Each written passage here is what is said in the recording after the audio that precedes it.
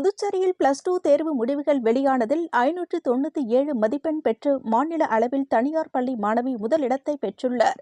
புதுச்சேரியில் 98.57% தேர்ச்சியையும், காரைக்காலில் 98.12% தேர்ச்சியும் பெற்றுள்ளனர். புதுச்சேரியில் அனைத்து அரசு பள்ளிகளுக்கும் சிபிஎஸ்இ பாடத்திட்டத்திற்கு மாறிவிட்டன. தனியார் பள்ளிகளில் மட்டும்தான் மாநில கல்வி வாரியத்தில் தேர்வுகள் நடைபெற்றுள்ளது. இதன்படி புதுச்சேரி மற்றும் காரைக்காலில் அனைத்து தனியார் பள்ளிகளில் தேர்ச்சி விழுக்காடு 98.57% ஆகும். 7564 மாணவர்கள் தேர்வு எழுதியதில் 7453 பேர் தேர்ச்சி பெற்றுள்ளனர்.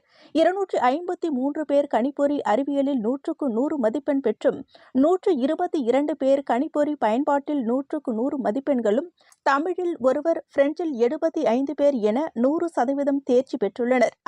அந்த வகையில் புதுச்சேரி லாஸ்பேட்டையைச் சேர்ந்த க்ளூனி தனியார் பள்ளியைச் சேர்ந்த மாணவி பூஜா 600க்கு 597 மதிப்பெண்கள் பெற்று மாநில அளவில் முதலிடத்தை பெற்றுள்ளார். அவருக்கு பள்ளியின் தாளாளர் வாழ்த்துக்களை தெரிவித்துள்ளார். இதேபோன்று புதுச்சேரி அமலோற்பவம் பள்ளியைச் சேர்ந்த மாணவி வைஷாலி 600க்கு 594 மதிப்பெண்கள் பெற்று 2ஆம் இடத்தை பெற்றார். அவருக்கு பள்ளியின் தாளாளர் லூர்துசாமி வாழ்த்துக்களை தெரிவித்தார்.